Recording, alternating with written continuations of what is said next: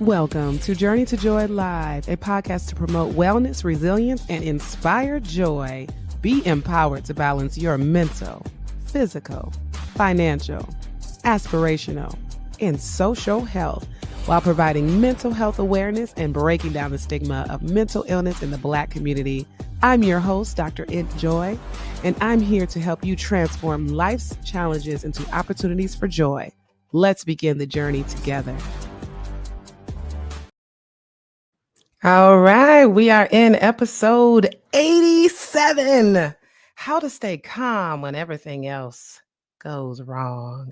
Because guess what? Things are going to go wrong. A couple of weeks ago, I was talking about how life be lifing because that happens. There's going to be some challenges. There's going to be some pitfalls, some stressors, traumas, whether it's big or small, things are going to go wrong. So how can we just stay calm?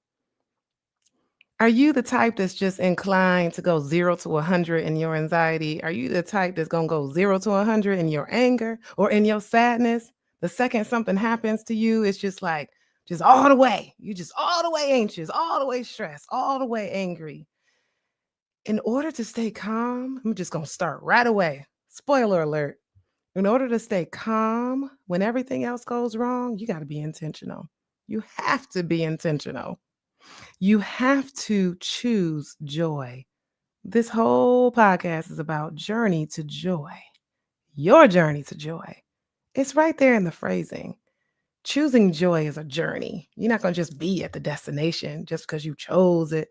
It's a whole journey, and it takes time and it takes work. Once you make the decision, I'm going to choose joy, that decision, there's a lot of things that have to happen after that for you to experience your joy. And you have to choose joy every single day. You have to choose joy every single time something happens. You have to choose joy every single time there's a situation that is testing you and inviting you to be the opposite way.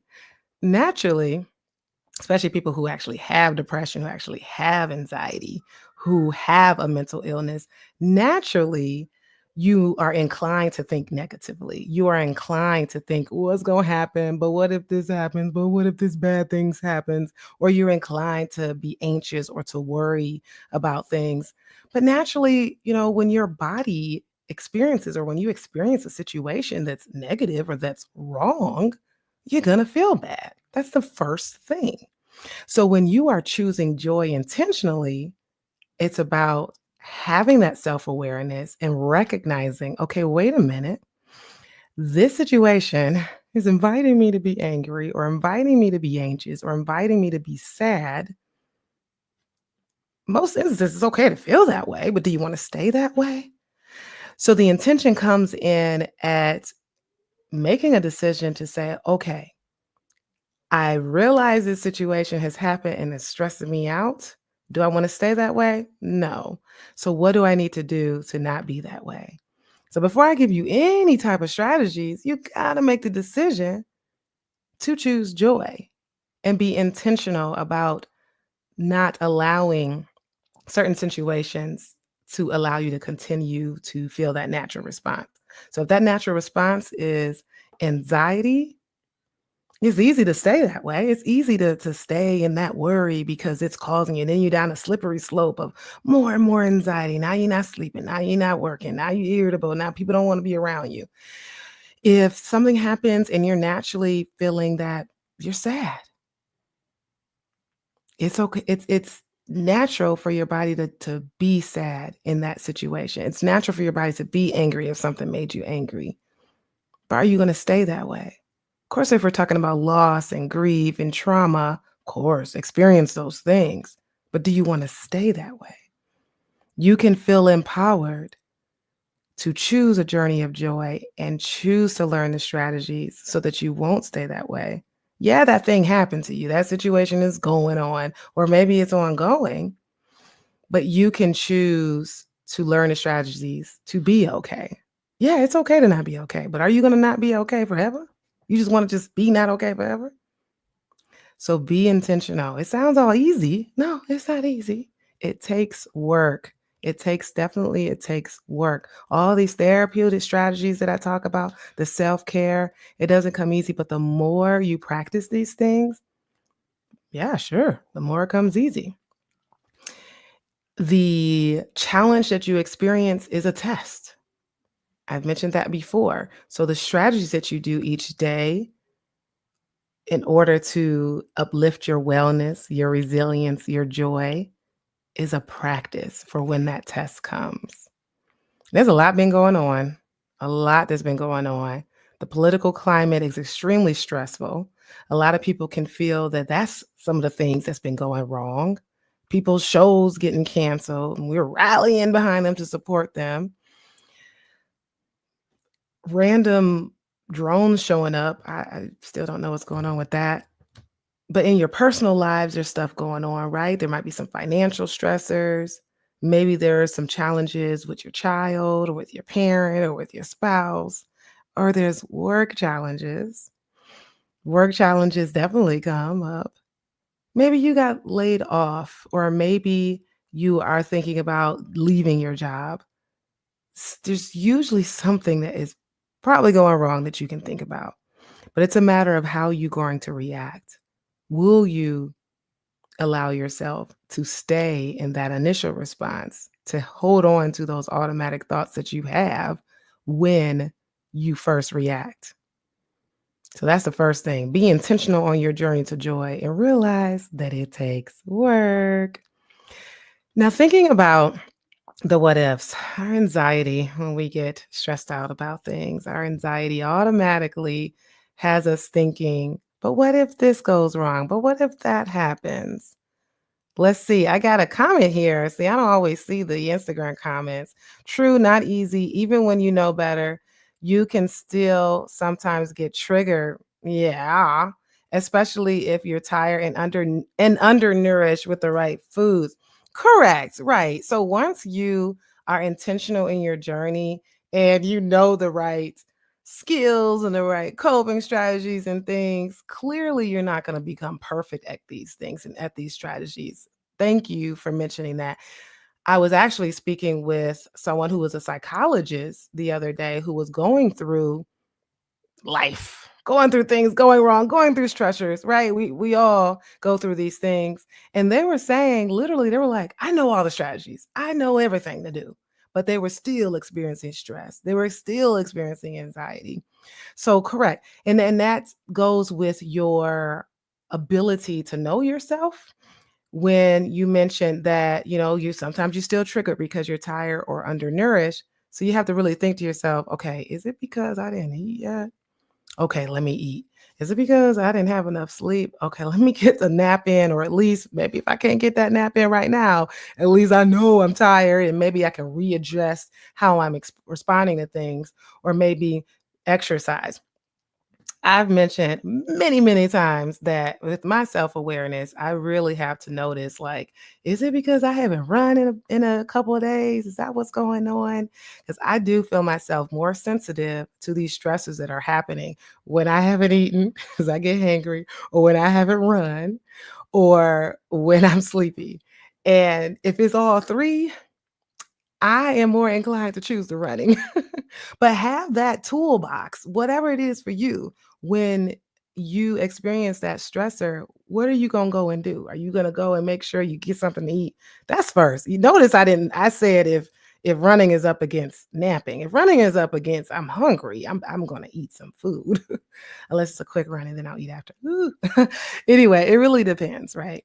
So thank you for that comment. That is so important because even the best of us who know all the strategies can still succumb to it. You're not perfect, but that's why it's about knowing that it's a journey. And on this journey, you are going to experience certain stresses that's going to test you and invite you to get tested in order to be angry and lash out at people. It's a test. It's a test. And once you practice and you have those tools, then it becomes easier. It becomes easier. But maybe when you're triggered, those reactions don't last as long as they used to be or used to last. So I was getting into the what ifs. We, most of us, when something goes wrong, we're like, well, what if what if I fail? What if I can never get that job? What if this happens? What if I get sick? What if I can never get treated? What if the medication doesn't work? What if the side effects get to me and I can't take the medication? What if I get hurt and I can't exercise? There's all this what ifs. Why are the what ifs always about what if something goes wrong? How about we reverse that? How about, I mean, is there a reverse what if method? How about instead of making your what ifs about what can go wrong, what if things are fine? What if I always go back to the flood? Oh gosh, because when we had two floods last year, two floods. So that's definitely an example of when things go wrong or went wrong in 2024 and we just paid off that whole bill. It was a huge bill for the household. We just paid it off today. Yay. So anyway, that is my prime example of things going wrong because it's like unexpected. We're clearly talking about unexpected things. So I definitely remember when that first happened, I'm like, "Oh no, what if the insurance doesn't cover it? What if it's going to cost a lot more than what we ever can pay? What if they don't give us a payment plan? What if the house is so damaged you can't fix?" It's like when you spiral out of control like that or when you're thinking about the what if is this thing goes wrong, that's just adding to your initial reaction. And now you way over here, extremely stressed out, and you can't even plan for a good strategy for how to get through that situation or that unexpected trigger or that unexpected stressor. So think about that. Next time something goes wrong, do the reverse what if. What if things actually work out? What if it actually isn't as bad as I think? What if I can actually get through this? That makes you feel better when you think about it in the opposite way. And another way that I deal with things that go wrong, I mean, humor. I mean, journey to joy. Joy is about humor. I don't take life too seriously. Going back to the political climate, obviously, I take that stuff seriously, but am I watching TV 24/7? The second I turn the news on or I hear about something new that done happened, I'm just like, ugh, I catch myself feeling a little bit stressed. And I say a little bit because then, hey, I use my strategies. I'm just like, look, I just can't. I have no control. Do you have control over what's going on in the White House? Probably not. Well, maybe we did when it came to voting. That's a whole nother thing. When it comes time to voting, hey, we have control. Woo, that's a whole nother conversation. But anyhow, if you for me, I'll talk for me. If I feel like I don't have control over the thing that went wrong, or especially if it's a societal thing that went wrong, I'm just like, it just cannot be on my stress list. Because what am I gonna do about it? There's certain things you can do about it. Like when Joy Reid's show got canceled, people were rallying behind her and saying, "Hey, let's all watch the show. Let's get on this Zoom." So there's things you can do. So you can fuel your anger into passion and advocacy. So if there's something you can do about that thing that went wrong or that stressor that you're feeling like potentially you don't have control, maybe there's something you have control. But for the most part, usually there's a lot of societal things going on that you don't have control over. Think about what you do have control over. And going back to the humor thing, it's okay to laugh. When the whole flood was going on in our house, I'm just like, here we go. Another thing is just happening. Like what? Like what? Like I said in the Life Be Life episode, I mean, I almost expect things to go wrong because that's what's going to happen. But I also expect things to go right as well. And some people say, well, things are just going wrong all the time. Cool. How can you learn from it? Cool. That's a good test. What strategy you going to use this time to see if that strategy works? But a lot of times, don't take life so seriously. It's okay to laugh. It's okay to have humor. It's okay to joke about things. So the other strategy, the 5-minute do nothing rule. Oh, okay, okay.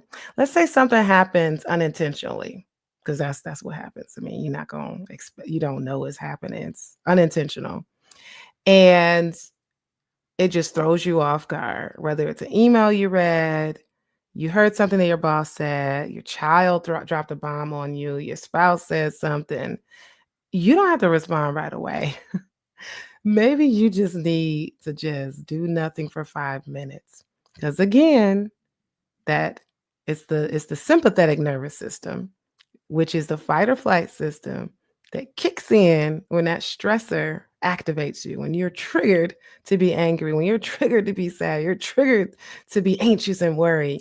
That nervous system, that sympathetic nervous system activates, your heart's pumping, you're breathing really fast. You're not thinking, your thoughts are turned off.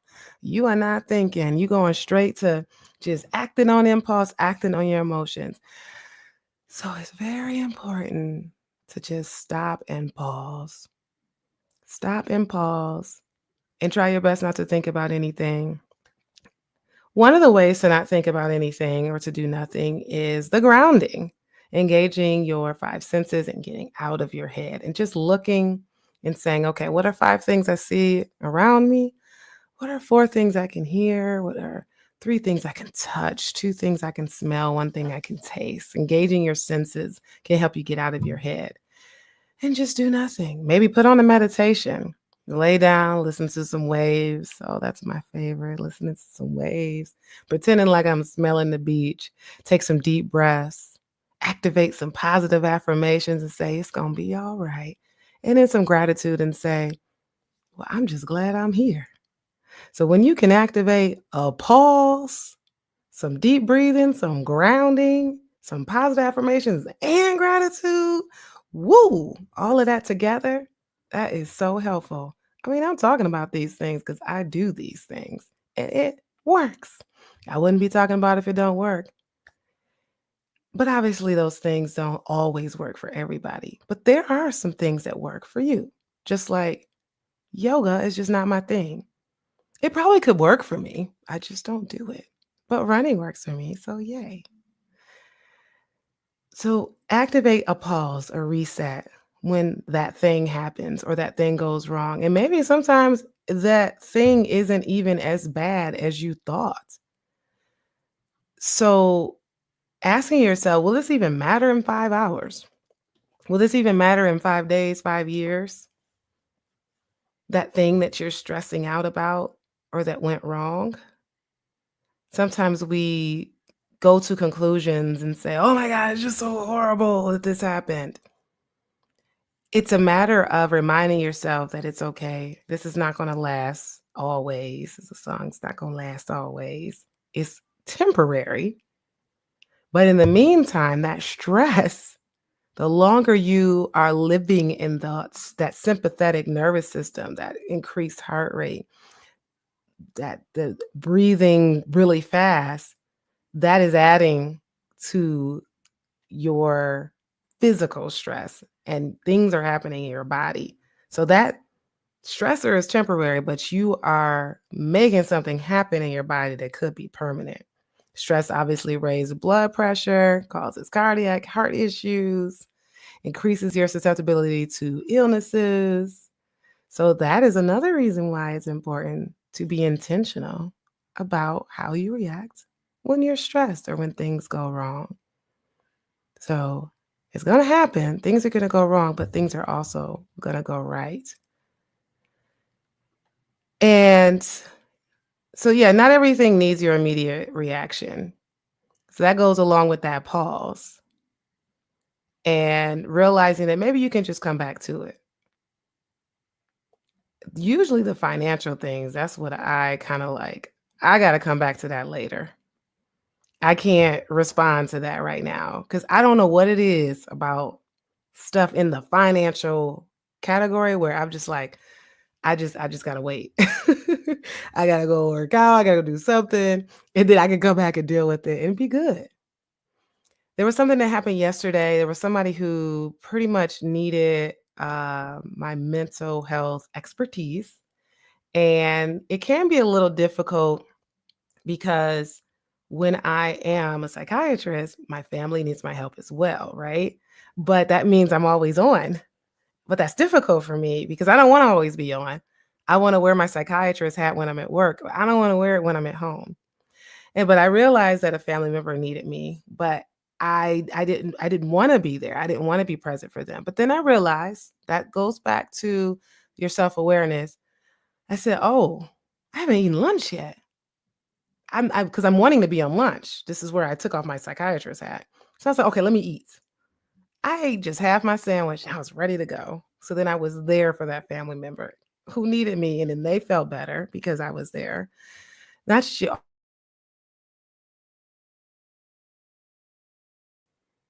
You don't have to react immediately when something goes wrong because something happened to a family member or something goes wrong at work. It is okay for you to chill. What do I need in this moment? Fill your cup. That's what I always say. Fill your cup so that you can be there. So I literally had to fill my body so that I can be there for that person because it was going to be difficult if I didn't. So I had to recharge my battery. You don't have to react immediately. It's okay to take a pause, be self aware, be intentional in your journey to joy. And lastly, this is interesting, activate the power of character switching.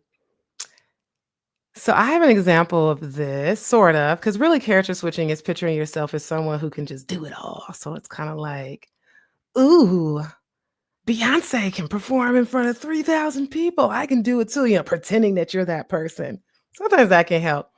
But the character switching that I did, so Sunday, I was in a half marathon.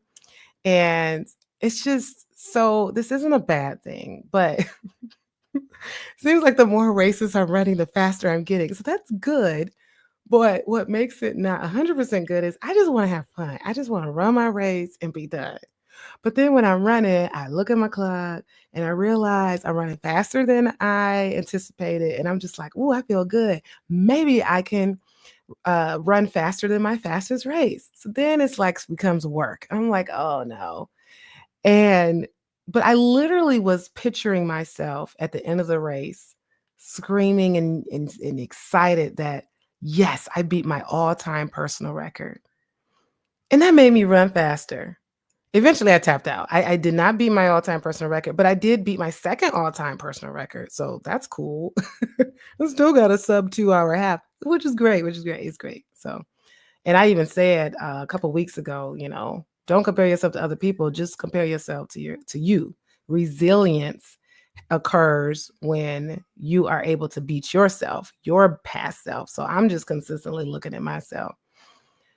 Let's see, I digress. I was talking about character switching and then so basically the example I gave is about like envisioning your future, envisioning yourself when that thing isn't wrong or when you've accomplished that goal. So that's one way you can do the character switching, or you can kind of envision yourself out of that problem. That helps. That really helps. When something goes wrong, picture yourself, you have solved that problem. It's gone. Your debt is paid off. You got a new job. That boss is no longer a nuisance or causing you whatever stress that you have, or that child is no longer in jail or no longer getting arrested consistently. Hey, let's face it, there's a lot of things that can go wrong. Of course, there's things that can go wrong that are permanent, right? There's family members who might get a terminal illness. So how do you stay calm in those situations? How do you stay calm when someone dies? Do you really have to stay calm? No. That's what grief is. It's definitely okay to grieve. You can be angry, you can be sad, you can be nothing, you can be numb, you can be worried and scared. But do you want to be that way for the rest of your life when that person died? Does that person want you? They're gone now, but would they have wanted you to live in grief consistently forever, all your days? There's some time frame for everybody as far as like how long you gonna let yourself go and take a break, not work, not sleep, and do those things. How long you let yourself grieve. Grief is gonna be there, ups and downs throughout your life, but that initial grief where you're just not doing anything, there's a time frame for everybody, but there's a certain point where you say, okay, I'm going to be intentional. Let me get back to life. Let me get back to joy, because this person wouldn't want me to just lose it and be done and not able to keep on going. So that's different. You're not forced to stay calm, when the thing that goes wrong is that someone accidentally died or abruptly died. But eventually, you still want to be intentional about your joy journey so that that long-term grief is not causing your body any harm. There is a point in time where you would want to get professional help if you're continuing to grieve and your relationships are going down the drain. You're not able to sleep, not able to eat, not able to work. Basically, that social occupational impairment. So there's a certain point. So, what is your go to when things go wrong? You have those 5 strategies that you can do: taking a pause, taking a deep breath, grounding, positive affirmations, gratitude. And then, what's your daily self care routine so that you can prepare for things to go wrong? Since we know that things are going to go wrong because that's what life does, what's your daily self care routine? I'm going to talk about this last. I'm going to come up with an entire episode about this subject, but it's becoming my favorite new subject. What is sex for you? Is sex self care or is it a chore? And I posted a reel on TikTok. I knew it was going to be controversial. Didn't go viral, but I knew it was going to be controversial. People like, stay out of my relationship. Basically, I was just like, look, why are we using the excuse of being tired to not have sex? If you reframe sex as self-care, then you'll want to have it. And then it helps your relationship. And then it helps your self-care. Then it's like, oh, yay, that's a whole nother self-care thing. It's not to say that that's going to be fixing your relationship, but it definitely helps when you have a whole nother self-care strategy that works for you. But like I said, that is a whole nother episode that we're going to have. But going back to what is your daily self-care, whether it's sex or exercise or painting or walking or running or journaling or getting a massage once a week, getting your mani-pedi once a week. I mean, my friend, she said she gets a mani-pedi once a week. Okay, cool. If you can budget in a mani-pedi once a week, that's great. I go once a month. Or spending time with family or traveling or having an away retreat or just a retreat at home and you just doing nothing but laying.